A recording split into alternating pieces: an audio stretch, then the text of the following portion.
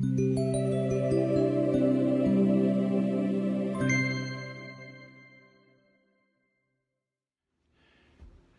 everybody, I'm John. This is Self-Perspective. Welcome to my Dallas office.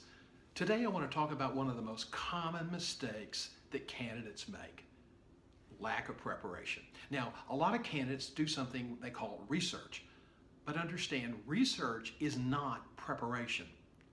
You have to have research, preparation, and then practice. So let's talk about that. First of all, it's important for you to understand who you're interviewing, the organization, and if at all possible, the names of the people and their backgrounds. However, research is a two-edged sword. Some people come in and do a lot of research and they use it inappropriately. They think the research suggests A when in fact it's something else. The other thing they fail to do is they'll take research, but then they don't meld that with their strengths and skill sets. In other words, they don't connect the dots for the client. They don't say, hey, I'm really good at this, you're looking for this, here's some examples where I've been really, really successful. The other interesting thing that they fail to do is practice how they're going to answer. I guess they think it makes them look silly standing in front of a mirror, okay? But you know, the candidates who come in and who practice and who really communicate effectively make a big impact. They are memorable. And when you're competing against 75 or 100 other candidates, you want to be memorable. So you want to do your research. You want to think about the questions you're going to be asked. Now, stop here for just a second. There are books out there. There are hundreds of books out there that have all sorts of questions. My favorite is Top Grading with Brad Smart. It's kind of the primer for behavior and values interviewing. Get the book. Practice answering some of the questions. You know, I frequently ask people, hey, tell me about your early life. Mom, dad, brothers and sisters. What was it like growing up?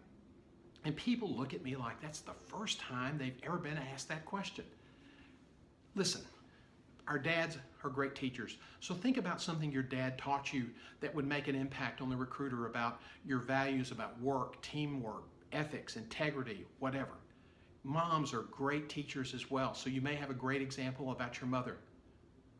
Or perhaps you were a newspaper boy when you were a kid, and you can talk about how you learned values about competition and service and discipline. But you need to give a little story, not a 10-minute, disjointed narrative, but a quick example. So, research, preparation. If you've got a glitch in your career, be prepared to answer that. And don't act like it's the first time you've ever tried to explain it. Practice. You know, I just did a search and there were 100 candidates for a rural community hospital in Arkansas. We only presented 7 and only 1 got picked. So think about this talk, think about preparation, research, and practice, and use that as a way to successfully differentiate yourself from all the competitors. Listen, if you got questions, email me. AskTheRecruiter@johngself.com. We're here to help you. I'll see you in a couple of days.